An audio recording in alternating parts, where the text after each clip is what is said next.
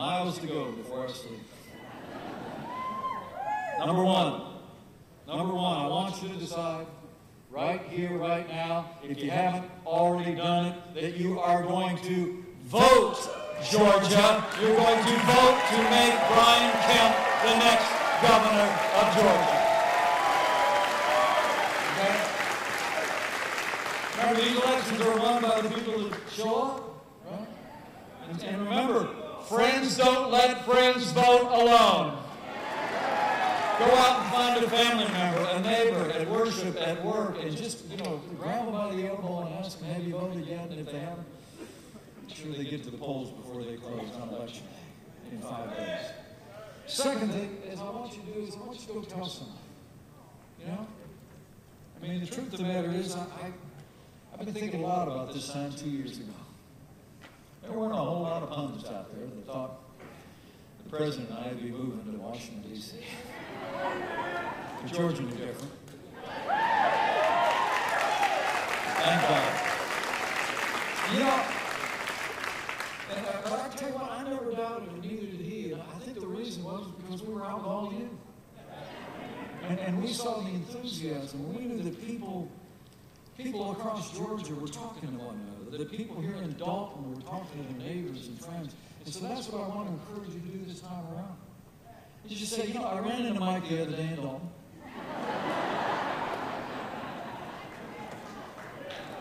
And he and Governor Deal and Senator Isaacson and Senator Perdue are all fired up about making Brian Kemp the next governor of the state of Georgia. So you got to go tell them.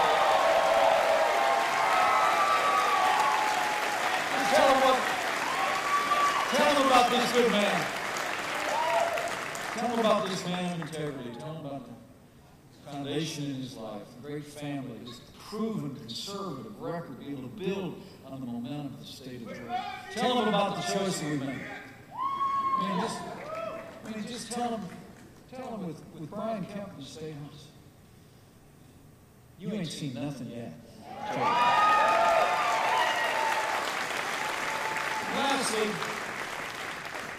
Lastly, I would encourage you to do one more thing. And this one I know Brian and I, we bonded very early because we both stand on the same rock. I would tell you, in the 5 days that remain here, it seems like across this country, there's more focus on what divides us in America than ever before in my lifetime. But I'll always believe, and I know Brian believes, there will always be more that unites us in these United States of America than will ever divide us. And chief among that is faith.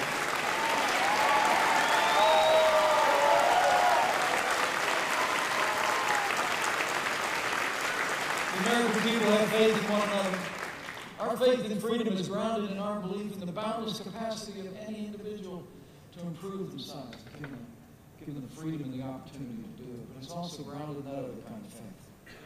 And so, I'd encourage you to exercise that in the days ahead.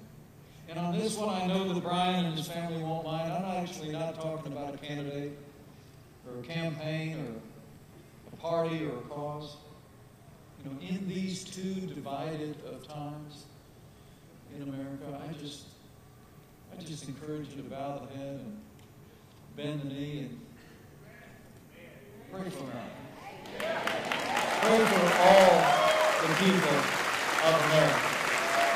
Pray for all of the people of this one nation, under God, indivisible, with liberty and justice for all, because prayer matters. And with His grace, we'll heal this land. So thank you all for coming out. Thanks for hearing me out. And honestly, let me say to neighbors here at Dalton, on behalf of my little family, this grandson of an Irish immigrant, grew up in a small town in southern Indiana. Thank you for the privilege of serving as your vice president.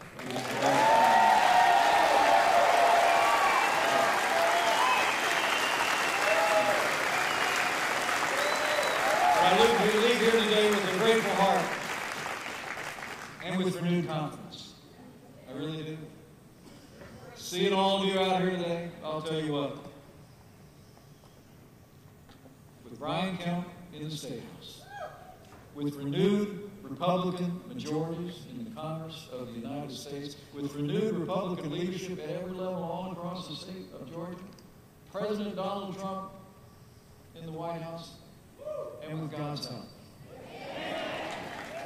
I just know we will make Georgia and America more prosperous than you could possibly imagine. We will make Georgia and America safer than ever before. And if we do all we need to do in what remains of this election season in the next 5 days, we will make America great again. Thank you very much. God bless you. God bless Georgia, and God bless America.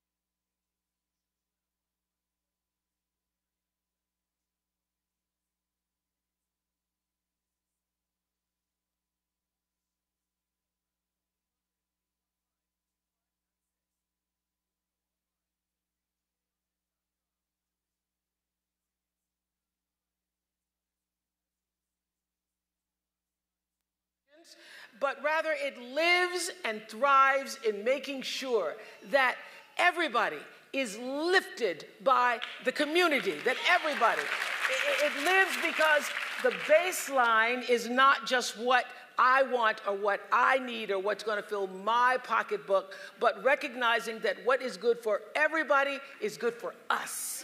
It's good for us. And Stacey Abrams gets that. She gets that. She understands, and she will serve the underserved of the state of Georgia. Because you see, here's the truth. All of us may have been created equal, but if you're woke,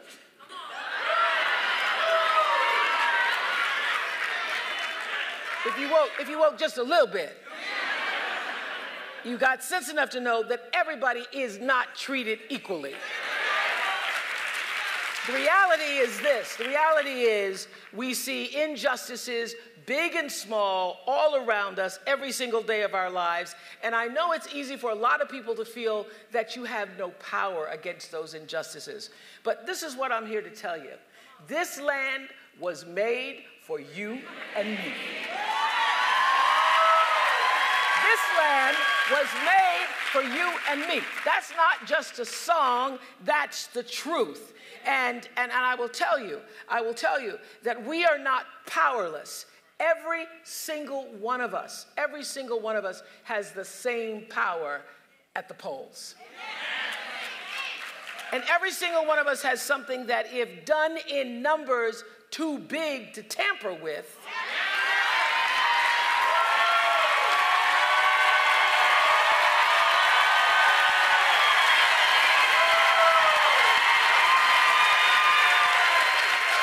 cannot be suppressed and cannot be denied. As our civil rights predecessors used to say, we shall not be moved. So every single one of us has the same power at the polls. We have the ability to go into a tiny booth, or in my neighborhood, it's not even a booth, just a little stand. And every one of us, regardless of the color of our skin, it doesn't matter when you're there at the polls. We're the God we pray to. It doesn't matter who we choose to love, whether or not we graduated high school or went to college, or how much money you have in the bank, or whether or not you have a pre-existing condition, or whether you're elderly, or whether you're not, whether you're developmentally disabled. Doesn't matter at the polls. We are all equal in power. So on November 6th, you all here, you already got it. You got it. So now your job is to go out and let everybody else know how to get it. That you make your voice heard on November 6th. We have this incredible opportunity to make history. We have our inalienable right to vote, because the one place where we're all equal, where is it? It's at the polls. And I'm here today because I know you know that, but I just came to remind you of the power. I'm here because I want you to remind others of the power. And I want to make it very clear to all the press, everybody, I'm not here because I'm making some grandstand, because I'm thinking about running myself. I don't want to run, okay? I'm not trying to test any waters.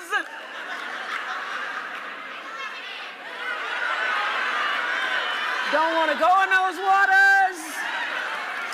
I'm here today because of Stacey Abrams. And I'm here today because of the men and because of the women who were lynched, who were humiliated, who were discriminated against, who were suppressed, who were repressed and oppressed for the right for the equality at the polls. And I want you to know that their blood has seeped into my DNA, and I refuse to let their sacrifices be in vain. I refuse. And I'm here today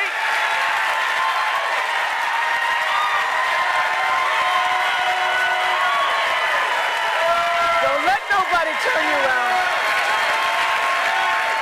You can't let their sacrifices be in vain. I'm here today because, like a lot of young people, I didn't take voting seriously until around my mid-20s. And around my mid-20s, I had the privilege of hearing Reverend Otis Moss Jr., who's a preacher. Y'all know him? Preacher in Cleveland, Ohio. And I heard him tell the story of his father, of Otis Moss Sr., who right here in Georgia's Troup County got up in the morning and put on his only suit and his best tie. And he walked 6 miles to the voting poll location he was told to go to in LaGrange.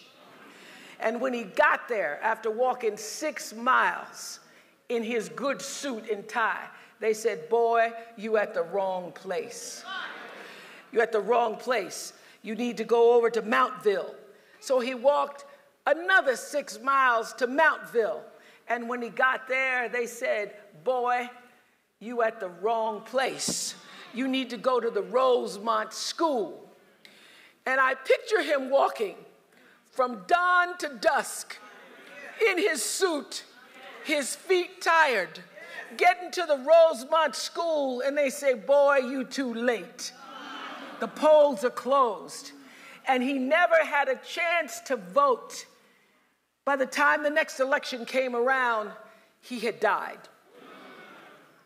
So when I go to the polls and I cast my ballot, I cast it for a man I never knew. I cast it for Otis Moss Sr., who walked 18 miles one day just for the chance to vote. And when I go into the polls, I cast the vote for my grandmother, Hattie Mae Lee, who died in 1963 before the Voting Rights Act of 1965 and never had a chance to vote. I vote for her. And when I stand in the polls, I do what Maya Angelou says, I come as one, but I stand as 10,000.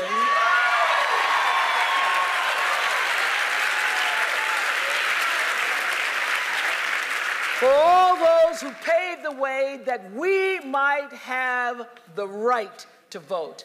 And for anybody here who has an ancestor who didn't have the right to vote, and you are choosing not to vote wherever you are in this state, in this country, you are dishonoring your family.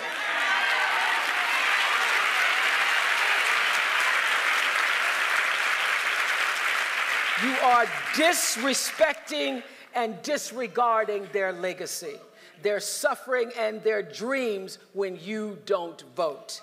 So honor your legacy. Honor your legacy. Honor your right to citizenship in this, which is the greatest country in the world. The greatest country in the world. And the right to vote is like the crown we all get to wear. Maya used to say, baby, your crown has been paid for, so put it on your head and wear it. So your crown's been paid for. The right to vote is your crown. So this is a tight race here in Georgia. This is tight. And there are tight races all over this country that depend on all of us giving honor to our greatest democratic right and privilege.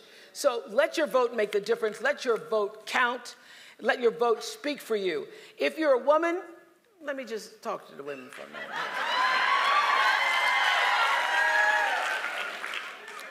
If you're a woman, you need to recognize it hasn't even been 100 years since we even had the right to vote, since we were considered a piece of property. You couldn't even own a piece of property. I love land so much, and I think, boy, if I was born at the turn of the century, 20th century, I wouldn't even have the right to own the land without your father or your husband saying it was so. You didn't have the right to even take care of yourself.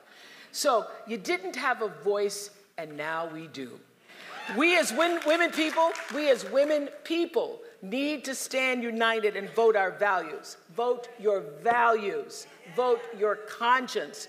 All this noise, all the noise, you just can't get away from it. You turn on the TV, on the web. It's so much noise and crazy talk. All the vitriol in the ads. You know what? They are designed to confuse and confound you with fear. That's what they're done. They're designed to confound you with fear. They are not designed for people with discernment. Women, people, we have discernment. And when you know the right thing and you can feel it, you can feel what is the right thing to do, you can't be influenced by propaganda and fear. So now is the time for discernment. And only when we unite as sisters, and I don't just mean sisters, I mean sisters, black sisters, brown sisters, white sisters, Asian sisters, LGBTQ sisters.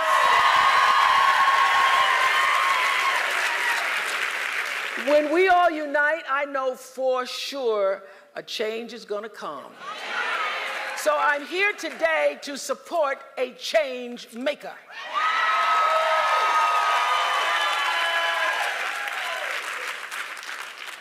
She's a woman who dared believe that she could change the state of Georgia.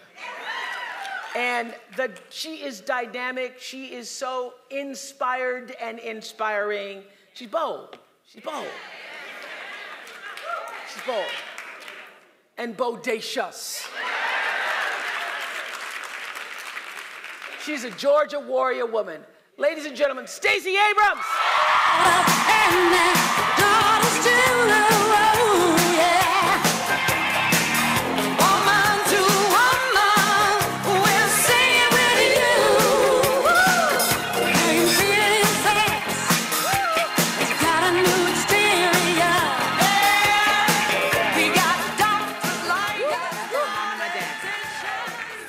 Mom and Dad, Stacey, Stacey, Stacey, Stacey, Stacey, Stacey, Stacey.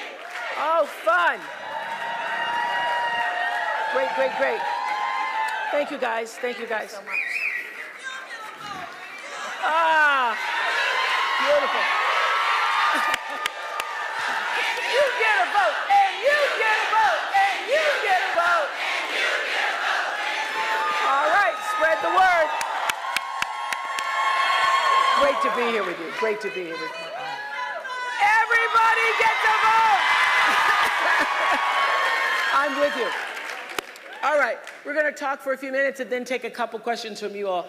Could you have ever imagined that two girls from Mississippi with the kind of upbringing that we've had would be sitting on this stage? Yeah.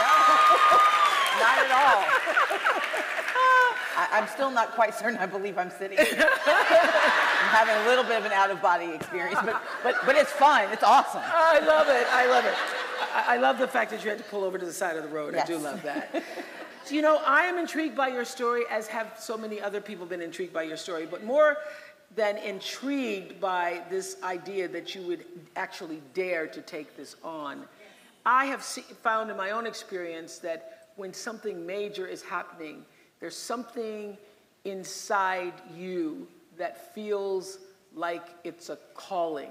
It's more than just, oh, I just want to have a career, or I just want to do that. And I want to know how that manifested inside you, that you knew that for such a time as this, you were called to this moment. I was raised by Robert and Carolyn Abrams. They are originally from Hattiesburg, Mississippi. Yes. And they're right here today, right here. They're sitting right here. Today. Stand up, stand up.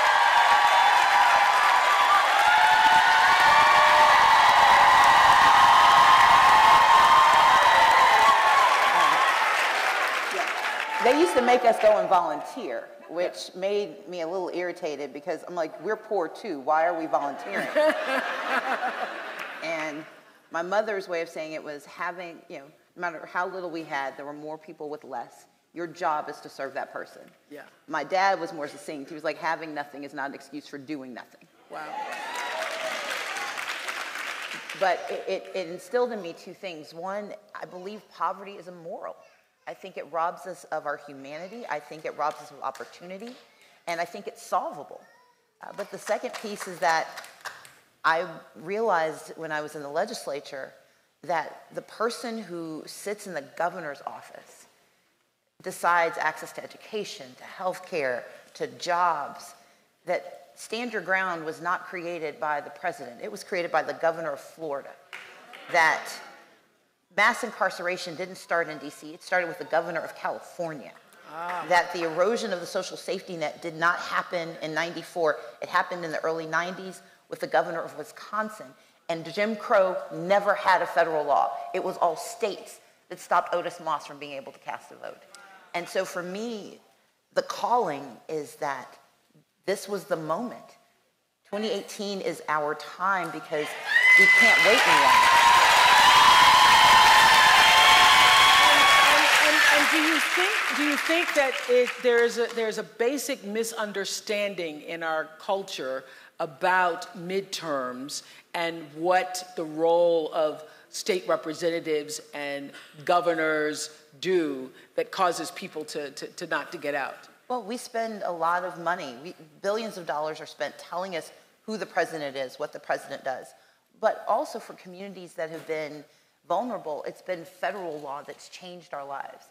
That the equal rights opportunities, the Civil Rights Amendment, if you're a person of color, if you're a woman, often salvation came from the federal government.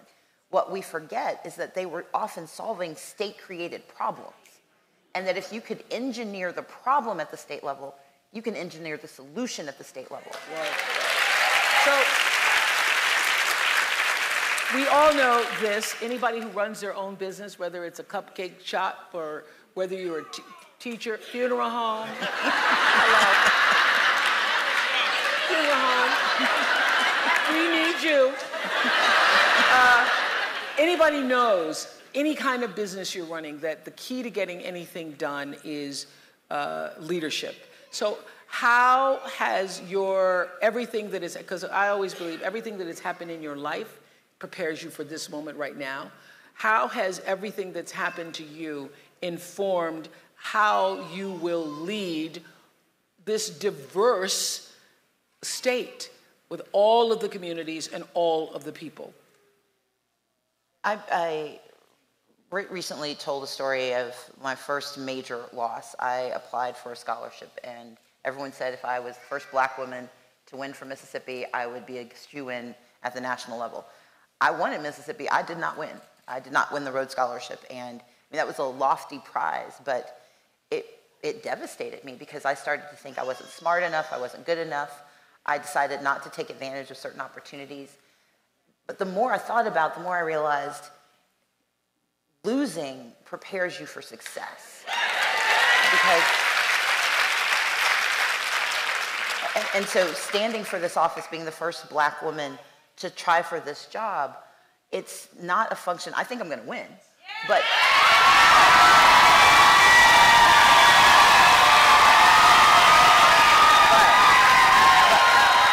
my point is, leadership is about being willing to take the risk, not knowing if you'll get the reward. Being able to work across the aisle, work with Republicans in the House. I appreciated what you said about being an independent. My job was leading Democrats, but sometimes it meant leading them to work with Republicans they didn't like. Because we may have different ways of getting there, but I have to believe we fundamentally want the best for everyone. And it was about, as a business owner, when you've lost a business, you understand how important access to capital is. When you go to a bank and they tell you no and they can't give you a good reason, you realize it may not be something it may be something that you can't change. I'm going to be black until I die. I'm going to be a woman until I die. And so it wasn't about changing who I am. It was about figuring out how could I leverage that experience into a solution for others. And so I think you're absolutely right. Leadership comes from taking those mistakes and those failures, but also those barriers that you overcome and turning them into solutions for other people. Do you think that even in these divisive times, I was sharing with the audience that I was in my hotel room for just 10 minutes and TV was on, and the vitriol coming from the ads, the attacks, the fear-based trying to motivate people out of fear is so bad right now. How can you bridge that? How can you make a difference? I spent Sunday evening at Temple Emmanuel in Dunwoody. mourning with Jewish families who were connected to the Tree of Life Synagogue in Pittsburgh. And as I sat there, the rabbi, who had no reason to include me, brought me up to light one of the candles of mourning and to share words. And part of getting beyond divisiveness is the willingness to acknowledge difference, but not let those differences change who we are. I am not a different person. I've been running the same campaign. Those who've been paying attention, I've been the same person since June 2017. But I've been the same person because you can't ask people to who you are or to follow you into hard times if they don't know who they're following. And part of getting past divisiveness is being authentically yourself. And people may not like that. And I'm fairly certain half of Georgia is not going to pick me. I just need 50% plus one of them to do so.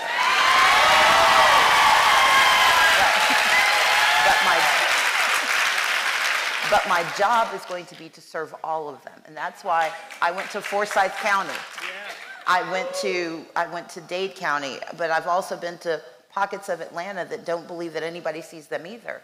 Because divisiveness is not always based on race or gender. And sometimes it's based on thinking that the haves don't care about the have-nots. And the way you knit people together is by showing you actually care, by showing up. And that's the most important piece. You know, as I was saying, that I think that there's nothing that happens in your life that doesn't prepare you for whatever moment you're experiencing at any given time. And, you know, I was wondering how, as you were talking about, you didn't get the Rhodes Scholarship.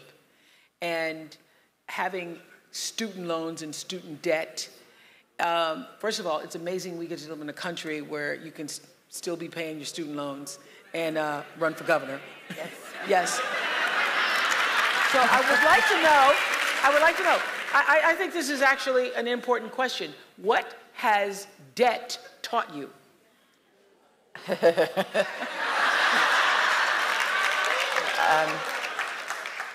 Number one, that you don't have to walk away from your responsibilities. Debt does not mean you're a bad person. It doesn't mean that you aren't responsible. It doesn't mean you're not a good person. Part of what I've had to learn to do is to manage not only my expectations of myself, but also the limits I was putting on myself. Because there are those who told me I could not run because I had debt.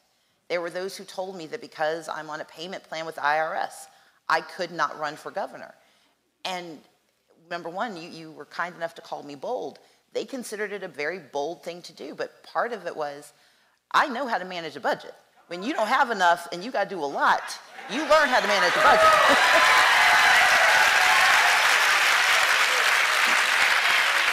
Number two, I know how to meet my obligations. I don't have to, no one's had to sue me to get their money back. They will all. But part of that is that part of what debt teaches you is that other people have needs too. Yeah. And part of your responsibility is that you can't put your needs in front of anyone else's. You might have to line them up side by side and one moves a little faster, but that you don't get to sublimate someone else's desires to meet your own. And so, I mean, I've been privileged, and I consider it a privilege. I get to help my parents.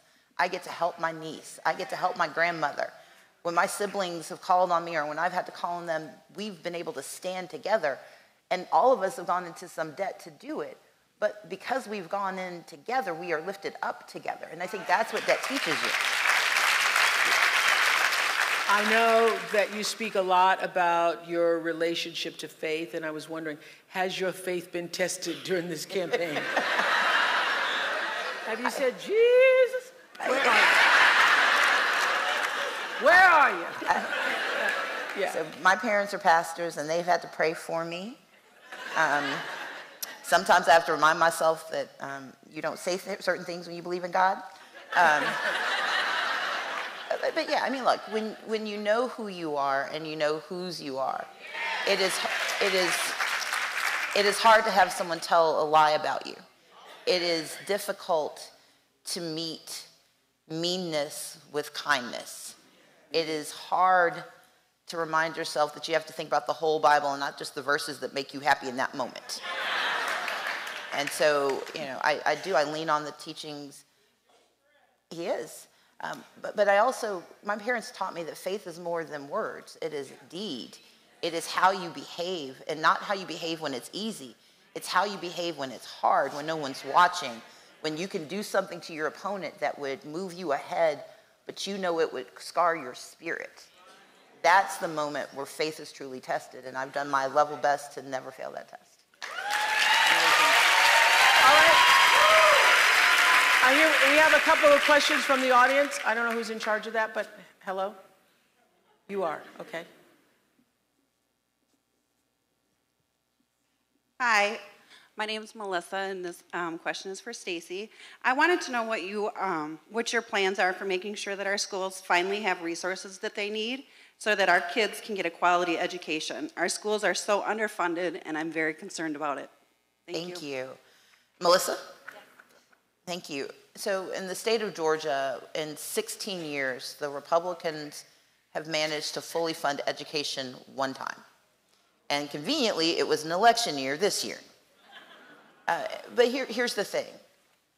We have to change our expectations of our leaders. You don't have to raise taxes to raise expectations. What you do have to do is recognize that education, when the state is responsible, it's not responsible for education with a small e. It is responsible for public education. That is our job. And I talk about it from cradle to career, investing in early childhood learning, because you shouldn't go into debt taking care of a 2-year-old. It's about making sure that parents can afford it, but also that there are opportunities available. And we have some counties where there is no opportunity for childcare, where parents are basically going off to shift work, leaving their child with someone that they met a couple of days ago, and they hope things are okay when they get home, but they know if they don't go, then there won't be a home to come back to. But it's also about paying our educators a living wage, a competitive wage.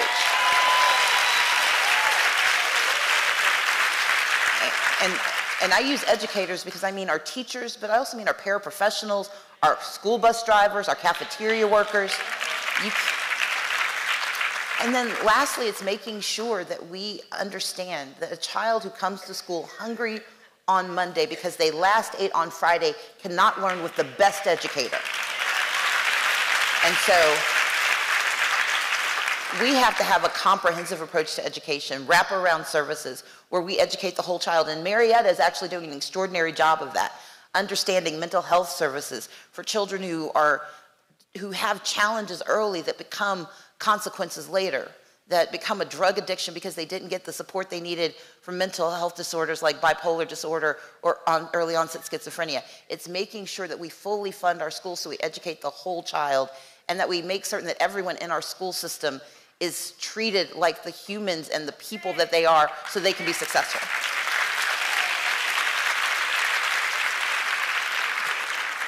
Okay, who's in charge? Anybody? Okay, we got one. Hello. Hi. This question is for my sister Stacey. Okay.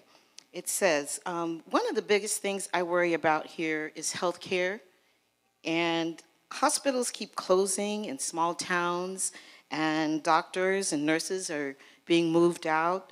A lot of women die here during childbirth. What can we do to fix this? I'm Sister Robin. Thank you. So let's understand, Georgia has the highest maternal mortality rate in the nation. More women die within a year of giving childbirth in Georgia than any other state. Why? Because we don't have access to doctors. We have 79 counties that do not have an OBGYN. We have 64 counties without a pediatrician. We have women who give birth, and the first time they see a doctor is at the hospital. And that's assuming they can get there because there are 9 counties without a single hospital at all. There are 9 counties without doctors, not hospitals, without doctors. And so Georgia has 159 counties. We have a state-based healthcare finance system, which means that until we bring in enough money to provide coverage to everyone, they will not be served. And so if you live in a rural county, if we've lost access to a hospital, that means you could die from a stroke because it takes you more than an hour to get to a doctor. The Republican solution has been nothing. It has been absolutely nothing. Because the problem is you cannot solve a $1.7 billion problem with a $60 million solution. But if we expand Medicaid in the state of Georgia,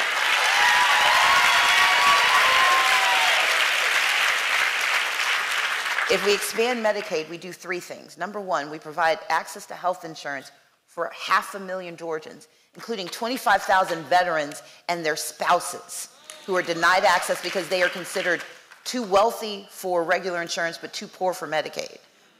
It's about making sure that people, not only in rural communities, but we have working families, people who are working full-time jobs, but they work 39 hours here and 38 hours there, and they don't qualify for benefits, but they're considered too wealthy in Georgia to be covered by health care.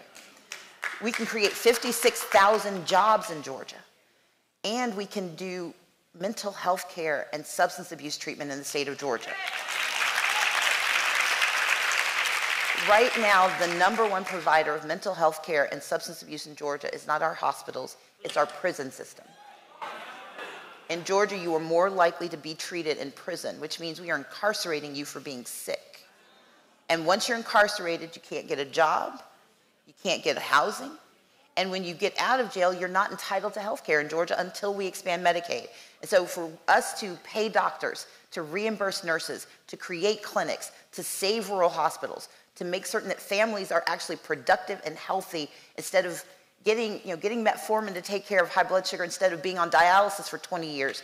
We have to expand Medicaid in the state of Georgia immediately.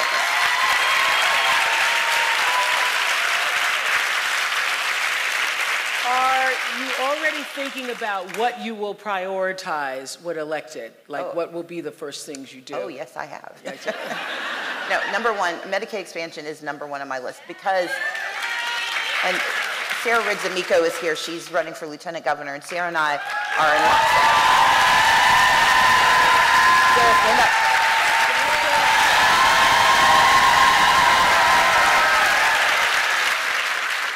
Sarah is from Cobb County, but Sarah is a business owner who has a company that has grown from 100 employees to 3,500 employees. Every single one has health care.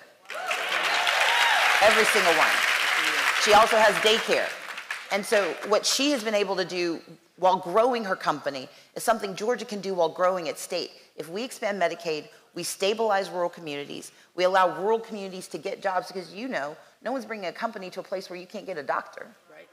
But you can also stabilize the economies of our communities, and 500,000 Georgians suddenly won't have to worry about missing work because they have a cold, or worse, coming to work with that cold so everybody else gets sick. And then after that, I got to work on education. We got to get stuff done on transit. I know Cobb County, you guys have a few issues with transit. But yeah, I'm excited because I know that the first 100 days sets the tone, but what we can do to stabilize, reorient, and then move the state forward, building on a legacy. The Republicans haven't been all bad. Governor Deal and I have worked together on criminal justice reform, on transportation, on education, on kinship care, grandparents and others raising children. We can build on that legacy, but we have to know that we can't leave anybody else behind, and Georgia's left too many people behind, and that's why we've got to do this immediately and hard. Okay, I'm going to change the subject just a little bit. You know I love books, and I was so fascinated when I heard that you'd been writing under a pseudonym. I want to know, is that how you calm down? Is that how you relax? Is that your getaway space, writing? So I'm not just saying this because you're sitting here. I wrote it down before so people can tell you I'm telling the truth. When I was in college, I had a list. I broke up with this boy, and he was really mean to me. So I made a list of all the things I was going to do to prove to him that he made the worst mistake of his life.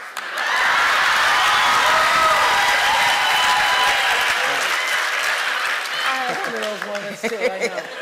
I did mine on Lotus 1, 2, 3. It was a spreadsheet. I had dates. I had accomplishments. I had a timetable. One was to be kind of like you a little bit one day. But one was that I was going to be a best-selling novelist. And so in law school, instead of going to all of my classes, I wrote my first romance novel. I was called Rules of Engagement, and then they bought it, and then I started writing more and more. I moved into leadership, sort of memoir books, nonfiction recently, and in between I wrote a book I wrote an essay on the operational dissonance of the unrelated business income tax exemption. I think my father's the only person outside of my law school who read it.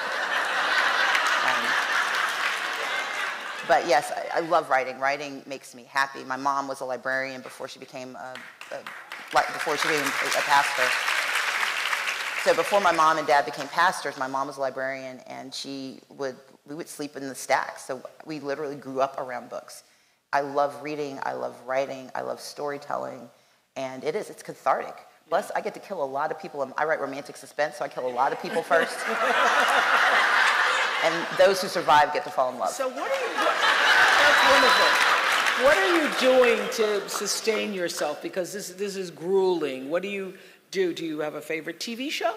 I watch an inordinate amount of television. You do? I do. People don't believe it's possible. I watch a lot of TV. So right now I'm watching The Good Place. I'm watching Blackish. I watch Guys Grocery Games on Food Channel. There is this show called Greenleaf. I love that.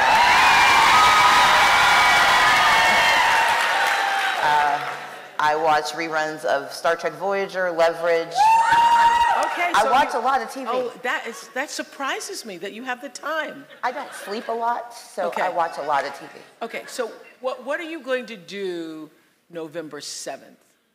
Hopefully I will be on. Hopefully I will. Yes. I got to wait till I get into office then. But no, I mean, look, I'm hopefully going to spend the morning on morning shows telling everyone how wonderful it was to win this election.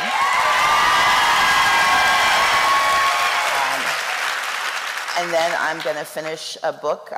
My sisters and brothers and I, we have a book club that we do together. So I've got to read the book because I think the next meeting is in November. So I got to get that done. And then I'm going to watch some TV. I'm going to take a nap. Going to take a nap. Do you have a favorite book? Do you have a favorite book? So I have three. So The Intuitionist by Colson Whitehead, which is just beautiful, and he loves language. I really love... I loved his Underground Railroad. Yes. Yeah. I love the book The Wind-Up Bird Chronicle by Haruki Murakami. I don't know that. He's a Japanese writer who writes really sort of fantastical stories. And then my favorite romance novel is Honest Illusions by Nora Roberts. So, wow. Yeah. Wow. Wow. What's the last meal you cooked? Last meal I cooked, I made myself risotto with peppers and sausage and crusted chicken romano. So chicken breasts with Parmesan and Romano cheese. I like to cook. Well, okay then. Okay then. Can I do something? Yeah. Can I ask you a question? Please.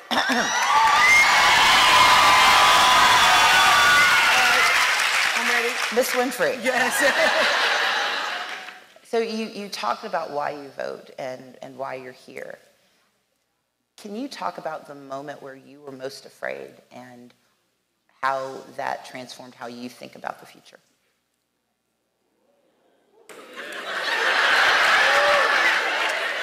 Easier to answer about a TV show, but okay.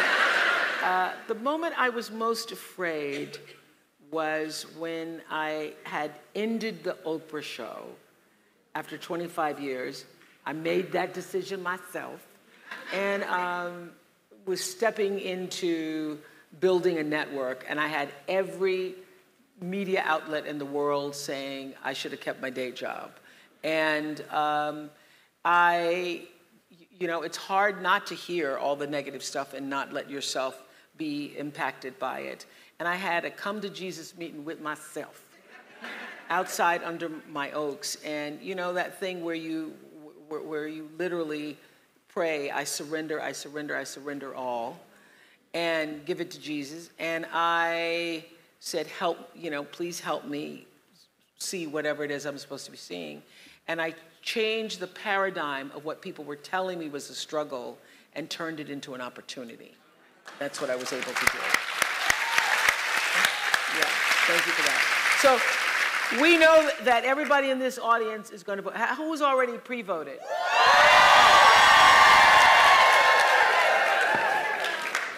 I bow to you. So now everybody in here is going to vote or has pre-voted. What can we do to support you in the next 4 days? What do we need to do? What can we do? Volunteer hard. So you all are here because you're paying attention, but you all know someone, you all know 5 people who do not believe that this election matters. And it's not because they're apathetic. I hate when people say that. It's not apathy. It's often that they don't know because no one's ever bothered to tell them how the dots connect. So if you heard something, if you care about education, you need to tell a woman that you know or a man that you know that their special needs child will get a better education under a Governor Abrams who believes in investing in special needs education.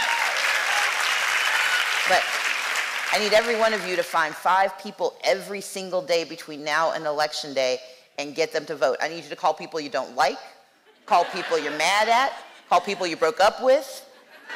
I need you to, so number one, I need you to volunteer by calling. I need you to knock doors. We have to knock doors. Oprah Winfrey knocked doors today. So you should have seen me. I had my little clipboard, honey. I was knocking on some doors this morning. Yes. And so if you will text the words Blue GA to, is it 97779. So 9, 3 7s and a 9. If you will text the word Blue GA to that number, 9779, we will tell you about all the volunteer opportunities. This is going to be a razor close election, and we do not want a runoff. That means I need you all to get 5 people every single day. If you want to do 10 a day, go for that. But we have got to turn out in this election. We will win this. And if you don't believe me, believe my opponent. He said if every eligible voter in the state of Georgia votes, he will not win. I will win. Thank you very much. Stacey Abrams.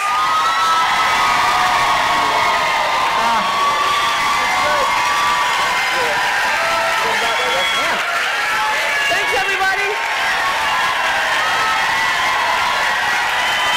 For Stacey, not that other bro. Win, win, win, win, win. Vote for Stacey Abrams, that's a win, win, win, win. ATL so lit. Win, win, win, win. She the #1 pick. Win, win, win, win. Get out and vote, get out and vote, get out and vote, yeah. Get out and vote. Go ahead, hit up all them polls, yeah. Stacey.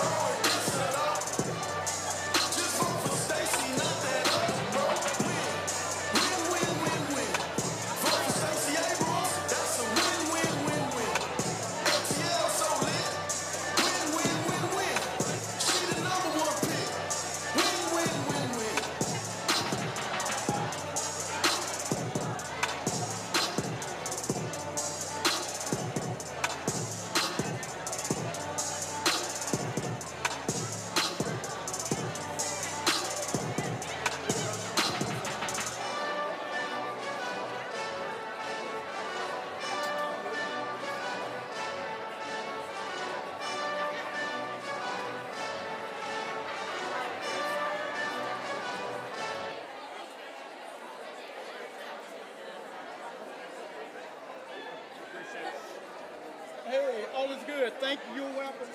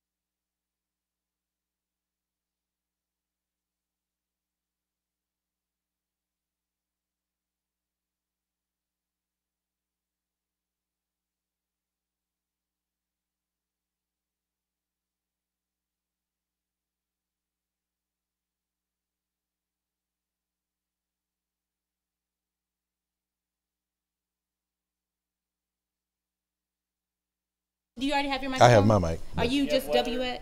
Yeah, I'm I'm just weather. You got it. Weather, all right. One. That's what I was coming to get. Mics and IFB. I didn't know. So yeah, wrote it down. Mic and IFB. What was I gonna say? I forgot what I was gonna say. Is it y'all somebody have a talking nice through big us through? laminated map. Is somebody talking to us through? That is nice. Gonna stick it over. Where should I stick it? I'm gonna stick it on. Is somebody talking to us through? I was gonna try. Okay. Just camera 9 doesn't look framed up.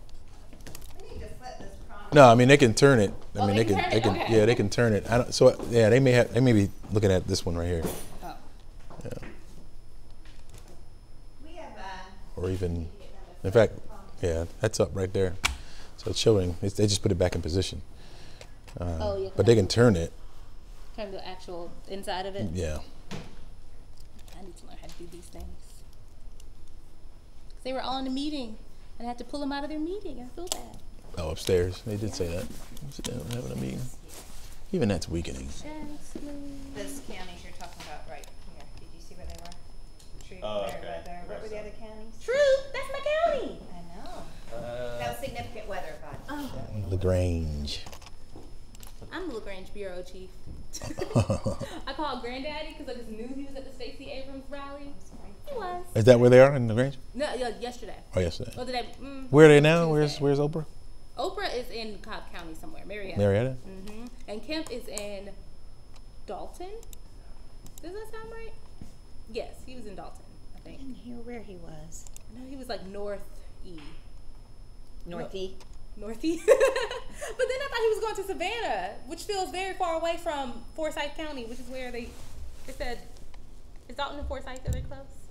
No. No? Oh, so Dalton, Georgia? I don't know where he is. Forsyth is that weird little county that's north of Fulton, like borders kind of up towards Lake Lanier. So Dalton must be south then. Dalton is in Whitfield County, north. Oh, it's north. Okay. Mm-hmm. So maybe they are. Maybe they'll start north and then make their way back down. They could go from Dalton down to Forsyth, I guess. I may not all be making it up in my head. That's a good long journey, though. I mean, that's a good hour and a half, 2 hours. Oh, man. I would say a journey, but a bit of a trek. It's a trek, especially in this traffic. Okay, Yeah. Sam, which mic are you going to pick up? Let's see. I will pick up. Let me show you the share thing whenever you can step in. Me? No, so this will be a good kind of lesson here. That's making Okay, I will be on green. Green, and West will be on We'll be on. Traffic West Fury here. Traffic. And the Thunder truck. in the Thunder truck. And the Thunder van. And Okay, check this out. Chesley, which IFP do you have? Yeah, this will look right here. It's, for like a reservoir tornado. So if you go to velocity. You've been here 12 hours. STRM. Yeah. I only halfway know how this whole system works, so. No, that's all right. I mean, we'll wing it. I can hear air. You can. Yeah. I can too, Oh, but I don't know how to stop it. it's You hear, not- like the young and the restless, right? It's not air. It's not? Oh no, it's our That's air. what I heard when I tried to talk to the IAB. Right. It's taking the So if that's the case, if they can't take air out of it, then I'll have to take it out. 'Cause yeah. So then Coweta County, watching tightening rotation. So that's going to be near Noonan. near Luthersville. It looks like there's something there near Luthersville and Bexton.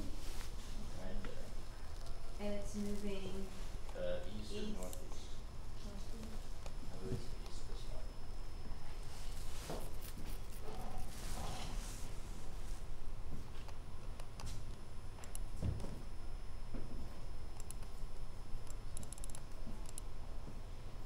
Doesn't matter what IFB. Was she asking what IFB we're on? Oh, yeah, what?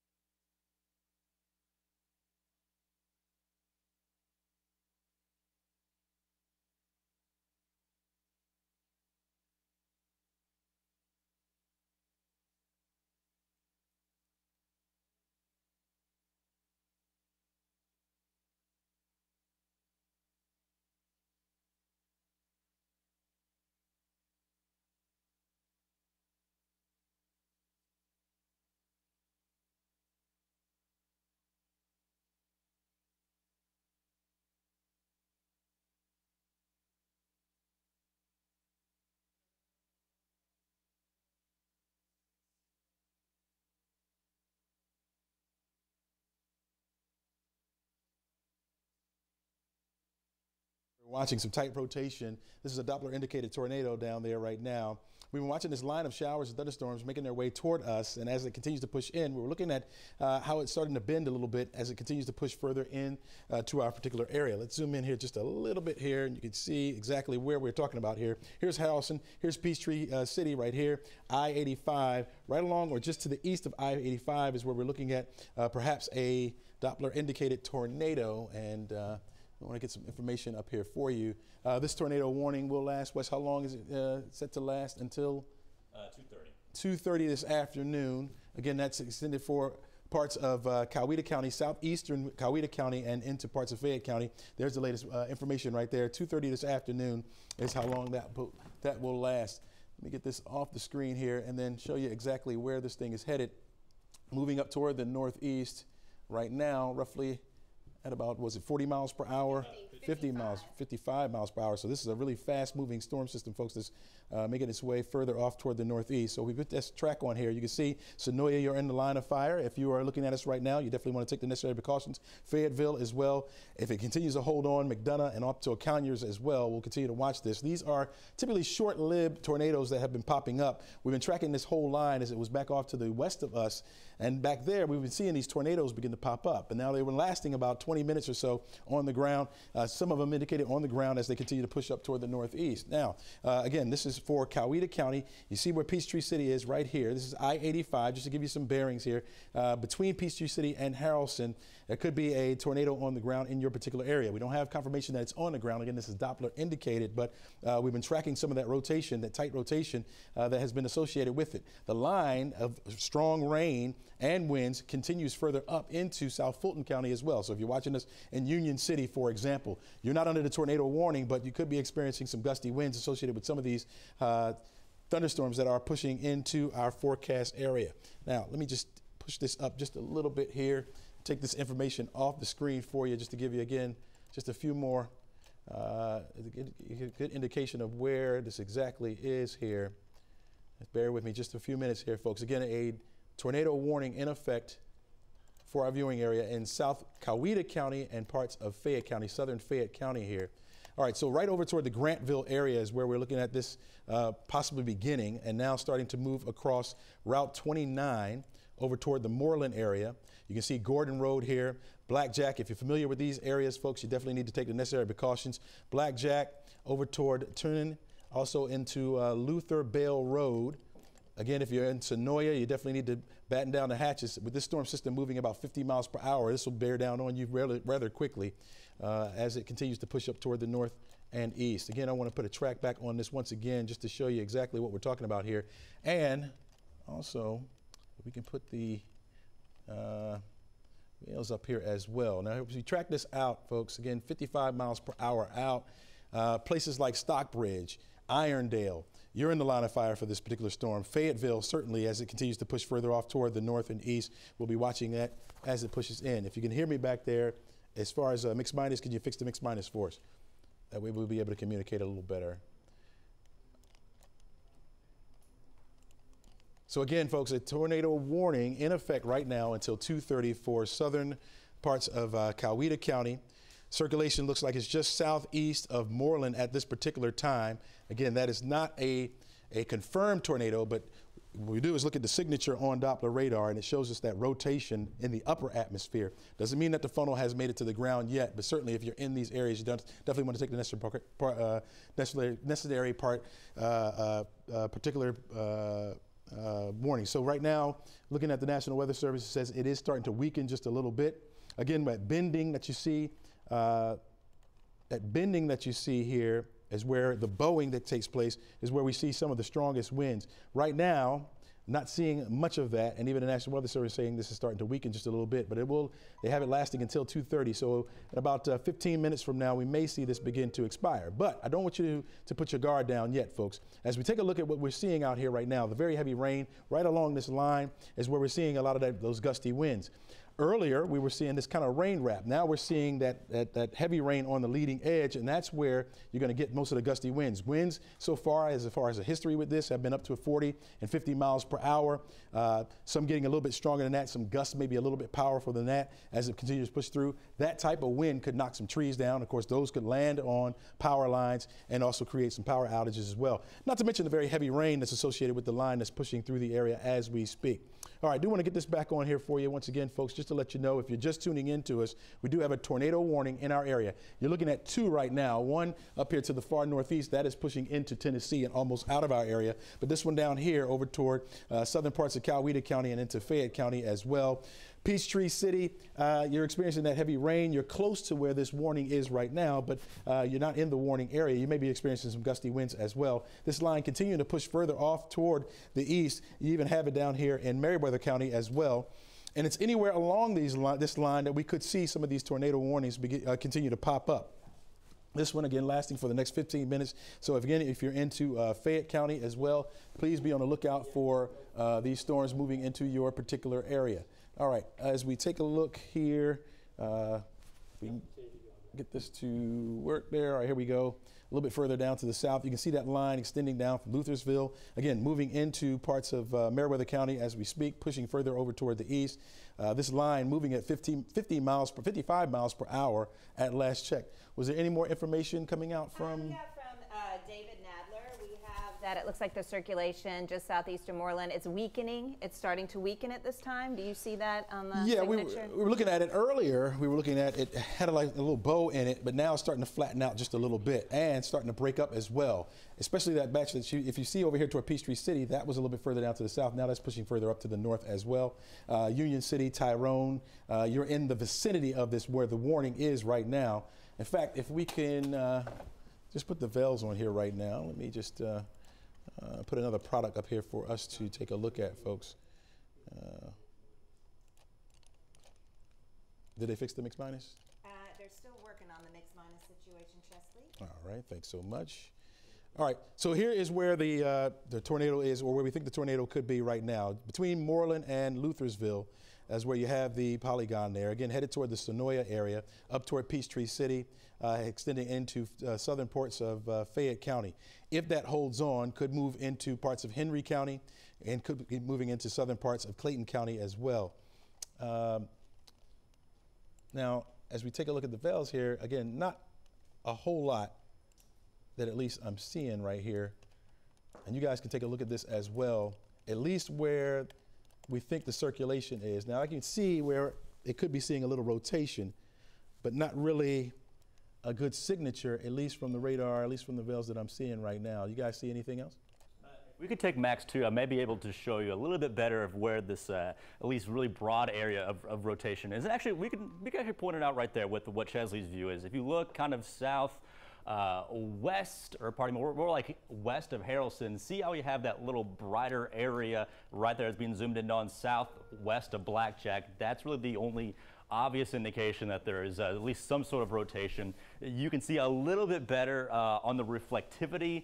If we go back to that real quick, Chesley, it's a little bit of an angle within this storm, at least within this little crux of the line. It's angled in kind of a, if you will, northwest to southeast, and at least that's what it was looking like several minutes ago, which really warranted the tornado warning, but it's again lost that angle for the most part. But that's what you try to look for, is this little kind of smaller angle. If we see, not at the key right now, but generally that movement from northwest to southeast, the storm will align itself just well enough to get these little brief spin-ups within the line, and that's what this really whole tornado threat is going to be as this line moves off to the east, is this little pieces angled just correctly enough to get the spin-ups going on there, Chesley.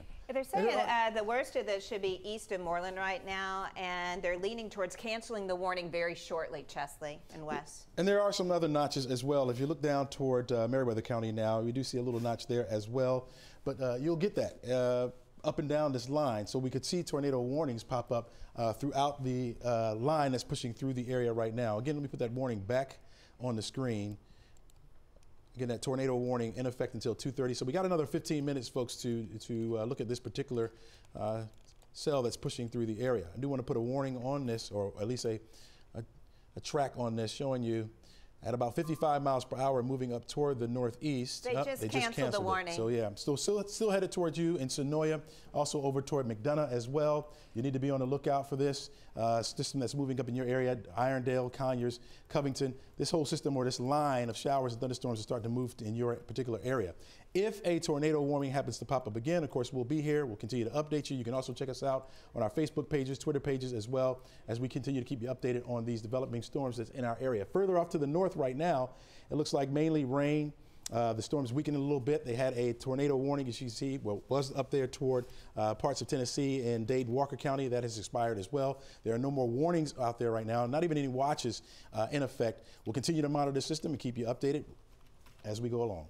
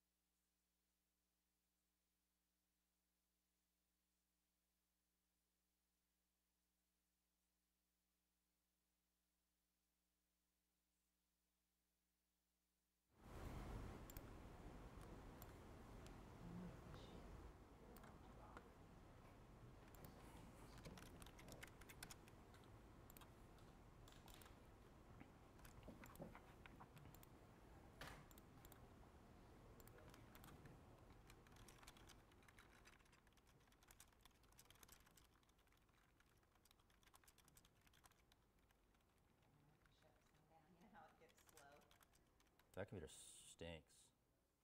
Oh, we're maybe on air or on Facebook Live, everyone. Hello. So if you can hear me on Facebook Live, you can kind of see I've outlined this this little area of thunderstorms from Atlanta down to Manchester, and like the tornado warning we just had, this is kind of the most favorite part of the line to get another little spin up. So I'm posting that on Twitter right now. So please give me a second. If we're on Facebook Live, great. If not, then I guess I'm just talking to the air.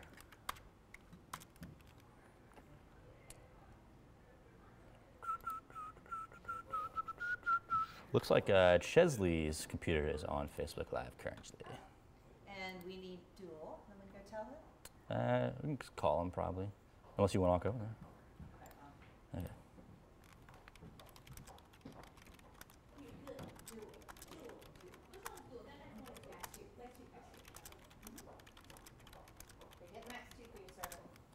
Sweet. Was that Hey, Chelsea, could you put your password in here and I'm going to log you off? Let's do one of those crazy slow. Coward and Fat Counties?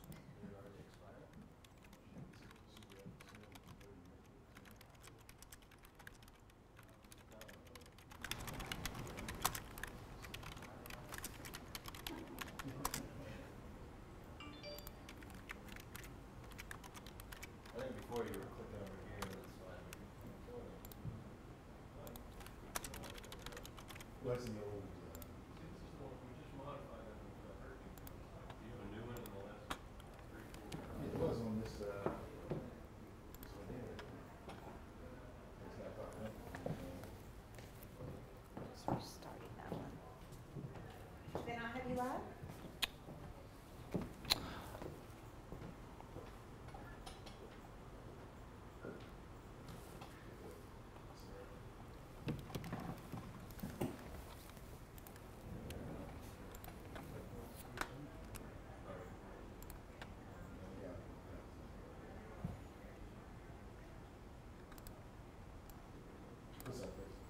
Can I have you record what I had lunch, just like you record in the morning show, like around 4:30?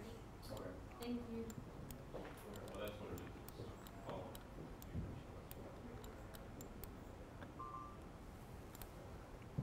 Sonoya looks interesting. What is that? Sonoya is near Noonan.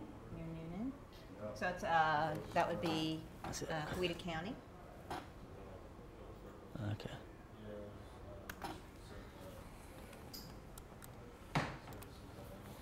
Yeah, this part right here. Are we up Arlington? We know we have. We should be live on Facebook right now. Let's see if we can get that up. It's going.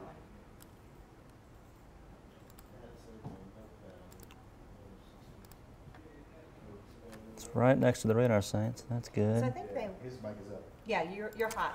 Oh, hello, Facebook.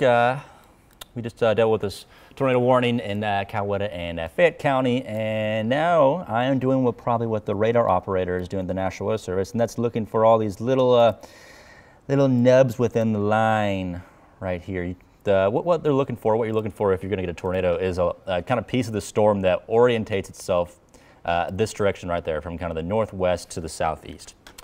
And so this area right here is probably being looked at very carefully because it's kind of orientating itself in that way. If you look at the velocity on it, there's not a whole lot going on.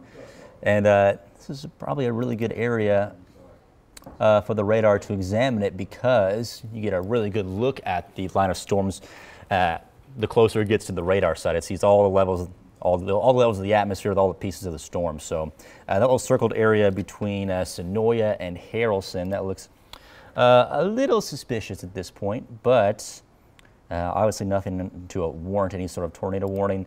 This is a shear product, aka it just tells you where the computer may think that there is some rotating part of the storm, and that is kind of backing up to what it looks like on the other radar products. There's this little area near Sonoya. That's maybe a rough area of rotation, but all this line from really Atlanta. Let me zoom back in there a little bit. Didn't need to go quite that far. From I-20 all the way down, even further down there, this circled area right here, will be examined very, very closely. Oh, I lost it. Let's try to redraw that here. This area from really the perimeter, or from I-20 all the way down, even down into Talbot, being examined with all these little nubs in here to see if they do require a tornado warning or any sort of spin-ups within them. So it's really tough because usually these types of warnings don't last very long. Maybe, could be a tornado for 5 minutes or so, and then it lifts back up, and then it's gone until it may maybe recycle or reorientate itself in a good direction. So this is maybe a good example of what they may be looking for. Again, this orientation of the storm kind of from northwest to southeast, and you'll get the wind hitting it, and then it spins it up in a nice little counterclockwise direction, which is the directions of low pressures. And just a little science there, but generally this is the direction you want it to go.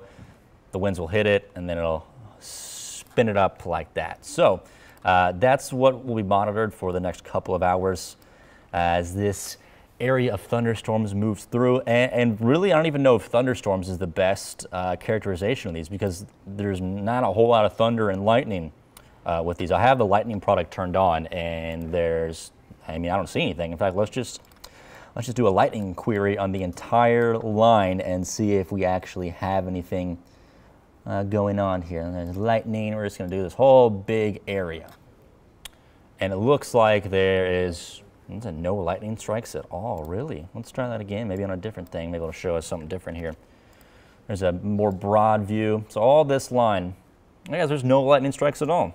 That makes sense because there isn't a whole lot of energy for storms, if you will. The more, scientific version of that is called instability. And since there hasn't been a whole lot of sunshine out there, there isn't a whole lot of energy for these storms to work with. And so this is all this tornadic activity is being driven by the winds and how strong the winds are. In fact, let's see how strong they are at this point. Southeast wind, 15 miles per hour in Atlanta, much stronger down to the south down there. The red, that's when you're starting to get in kind of the 30 to 40 mile per hour wind gust, but about 15 mile per hour wind gust here in Atlanta. And then maybe down 85, maybe 20, 25 mile per hour wind gust, but there's not a whole lot going on even with this line of storm. It's either going to be heavy rainfall, maybe some thunder and lightning, maybe, and then just maybe a little brief spin-up tornadoes as well. This little area of the line is orientating itself in a little bit favorable area between Manchester and Thomaston. So I'm sure that area is being monitored very, very closely. Look at the velocity on it. Yeah, when you're starting to get these kind of brighter colors right here starting to show up, see those brighter greens right near that Highway 80 sign, that indicates stronger winds generally.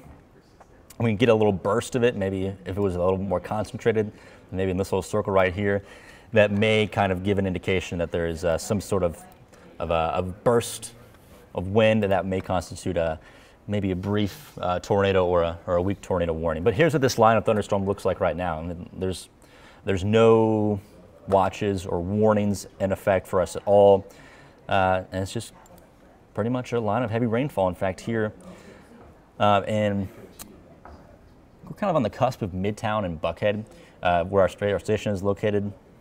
We are seeing some very heavy rainfall. In fact, that's this little pocket moving through right there inside the perimeter. Pocket of heavy rainfall there. That's going to push through the perimeter even further. And even on the backside of this, we have a lot more rainfall. But this is going to be the heaviest stuff. The backside is just going to be kind of light to moderate stuff. So this is the brunt of the storm right now, or brunt of a line of showers moving through. In fact, I wonder how much rain we've picked up as of late. Not much. I mean, half an inch. Looks like most of us have seen a half an inch. Some of us in the heavier shower areas in Peachtree City and LaGrange picked up maybe an inch and a half. These little blue dots right here That corresponds to kind of the inch to inch and a half area. See if I can get my pointer out here.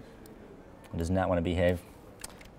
Trying to point out this key up here. There we go. See the little key between an inch and a half. So there's some spotty areas where they're seen maybe up to 2 inches of rainfall, especially as this line comes through even further.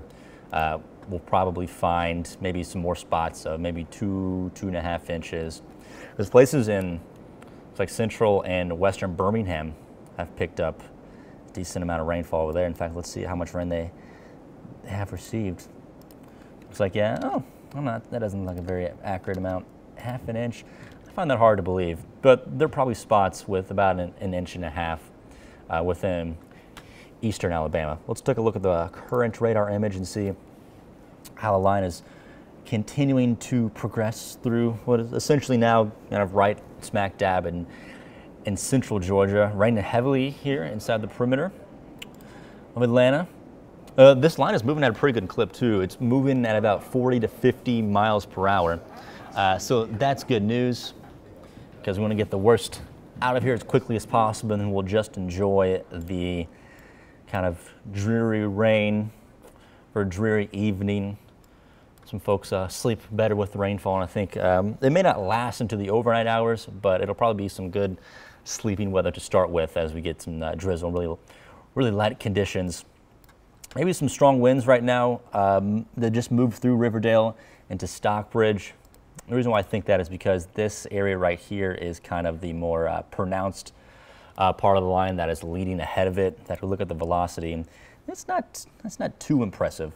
But just this look of it right here, kind of bowing out a little bit ahead, leads me to believe there may be some stronger thunderstorm winds there. In fact, the National Weather Service may have noted something about this. Yeah, 40 to 50 mile per hour winds. So that could blow around some objects for sure as it heads kind of east, maybe east northeast into Conyers, Stockbridge, Belvedere Park. You guys are all already seeing the rainfall. But again, this little segment right in here that I've kind of drawn that line through, that's when there could be some of the more gustier winds associated with this line of thunderstorms. So let's examine some more parts of the line here and see if there's any suspicious looking areas. Heavy rainfall for Brooks. How much there? This has a little bit of a northwest to southeast orientation, but it doesn't really look like much at this point. Usually you would want all this junk here in the front, all this rainfall in the front here to not be there. So there's more of a stronger wind threat out the front of this. But with all of this rainfall right in here, it's not making it look quite as suspicious or quite as threatening for any sort of a tornado. In fact, the winds aren't even that strong within this area as well. And we have this little product here which will kind of maybe help you point out any sort of rotation, and there's really not a whole lot there. All the stuff on the backside, it's not very reliable. You would want to see some little other pockets of rotation kind of closer to right in. Let me circle that real quick. I know you can't see my cursor. You want to see some little blue dots between Woodbury and Thomaston. When we look at this, it's called a shear product. It gives you some rotation, and you're really not seeing anything right there. There's not a whole lot that's impressive. So that is good news. Just regular old rainfall, just a dousing of rainfall for Thomaston. Barnesville, get ready.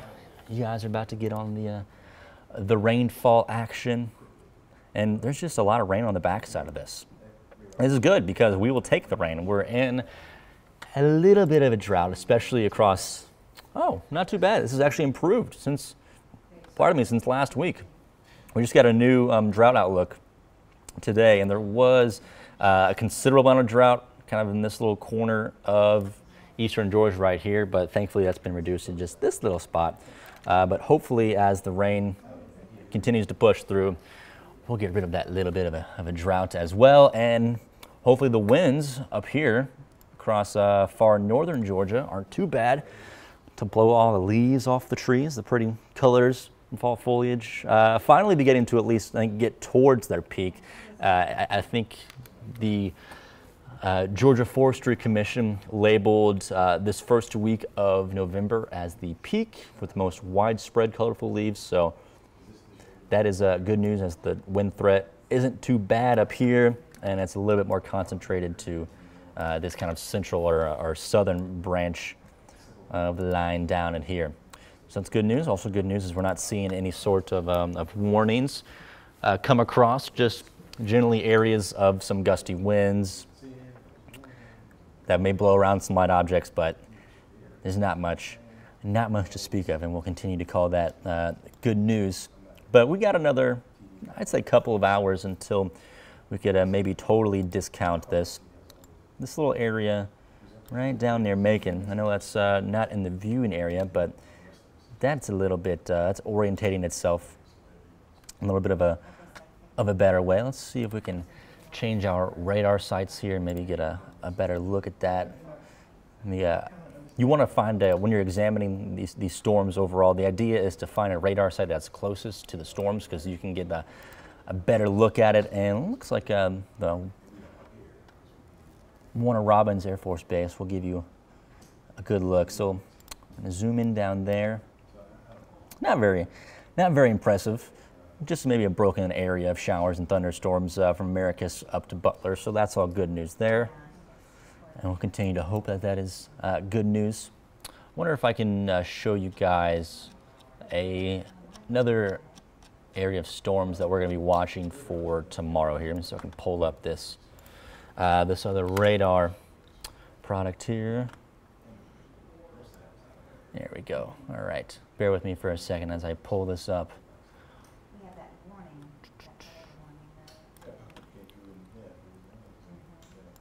All right, so after this one line of showers and thunderstorms comes through, which is happening right now, there we go. So ignore all this junk coming through right here. What we're going to focus on is this Friday morning time frame, as we get another kind of area of showers and thunderstorms that develops along a front. The front, you can kind of tell with the wind direction. See how all these wind barbs up near Rome through Atlanta are coming out of the northwest, and then the winds through Augusta and Macon, they're more of kind of a southwest. Well, right near that little I-20 little nameplate west of Augusta, that's where a front is. It's going to come through tomorrow morning, and that's probably going to spark up some more showers, maybe some thunderstorms. And as you go into the later afternoon, let's start to look a little more nasty as you get some more energy from whatever type of sunshine, whatever peaks of sunshine we can get through. And so across far eastern Georgia, there's a threat for more strong to severe thunderstorms tomorrow late morning into the afternoon. See, as we go through into 3 and 4 o'clock, things start to perk up. But for the Atlanta area, just some showers, again, maybe some thunderstorms for the morning through early afternoon, but then that threat really shifts further off to the east with time. What's happening right now is essentially our greatest threat for severe weather over the next 24 hours. So we'll pull back up this radar image for you here. Show, not much has changed. This little front bending area right here is still going to be the most favored area for some stronger wind gusts, and it's also going to be the more favored area if there's going to be any sort of small spin-ups. It's probably where it's going to happen, but again, all indications from what I've seen is that things don't look too interesting, at least in that area. If this little part right here would be able to orientate itself, we can get, if this little part south of Brooks would start to push further out to the kind of east, that may indicate some sort of rotation developing, but again, that's not happening at all. It'd have to orientate itself kind of in this angle direction. It's not happening, so we'll treat that as more continued good news and just more showers and thunderstorms pushing through. I think we've been on for like the past 30 or 45 minutes and still haven't had any warnings, so that is nice. We're going to let this loop through here a little bit and watch as this progresses. Well, one thing that may be of interest is the tornado that we had, at least the tornado warning that we had in Fayette and Coweta counties. Coweta counties. Pardon me, I'm still working on my pronunciation, but I got Sam helping me out always along the road. Okay, so right around here. I believe this may have been our little air rotation. Okay, yeah, right near Grantville. So there was this tornado warning. This was a while ago. This was for, I think this is maybe about an hour ago. But this is what we were looking for. It's this little orientation, right? Pretty much right there. See how it goes in this direction. That is what is a really good signal that there could be a spin up within that. So that's, and then when you look at it on the velocity area, see how we get this little peak, this little ball of green right near Luthersville.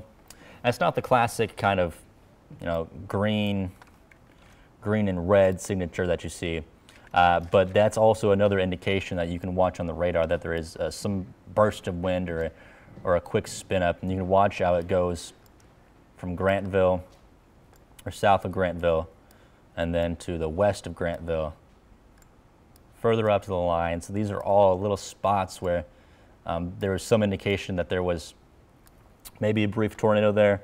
And that was a matter of, let's see, when we first started seeing this, it was about 1:55. Yeah, about 1:50, 1:55. That moved through about 2 o'clock, 2:05, and then 2:10. So that was, what, 15 minutes. And if there was a tornado, it may have lasted a lot less than 15 minutes. Let's see. This makes it a little bit easier to understand here. This is called a shear track, and it kind of shows you where the possible rotation moved through. This little swath right in here, that is where the computer was thinking that maybe there was some rotation, and that winds up nicely with what we were seeing on those other pieces of radar. So they're probably gonna, National Weather Service may go out and survey that area between Grantville and Luthersville, south of Moreland there. But as far as I've seen, there hasn't been any sort of reports of damage in that area. So not sure if they will go survey that, but usually they do go and look for some sort of evidence that there was a tornado or maybe a area of really strong winds that had moved through there as well. Let's turn back on the radar and see what we had here. One thing that looks interesting, so we'll turn back on the shear tracks here. Notice how I'm just kind of examining this along with you guys. So let's take a look. The computer put out a little bit of a track here that went right through Atlanta, but right through Union City, Fairburn. You can point it out there, right there. So let's look and see if that was actually anything that was suspicious looking. So it comes up through Atlanta. There's a little bit of a little angle right there. Another maybe little angle right there. That's 2 o'clock. Doesn't look too convincing. Definitely not as convincing as what the other piece was looking like. So that's at 159. Let's look at the shear area at 159. So 159 between Union City and Fairplay. 159. Union City and Fairplay. So yeah, that's kind of a sketchy comparison there, but certainly could have been some strong winds that moved through that area. But at this point, nothing very convincing. So that's a little fun forensic meteorology. Go back, look at time data from the past and see if anything may have happened. But at this point, it appears that nothing did happen. There's no reports of damage or anything from that area, so probably just some strong wind gusts. Speaking of strong winds, we got this little Bowen area, still probably the area that that has maybe some of the stronger winds associated with it, and that is moving off to the northeast. What happened to my little sheet here? I'm looking for something. Borough, Walton, Newton. That would be the last one, but that's not a problem, right? No, you can go with that. Okay, sorry.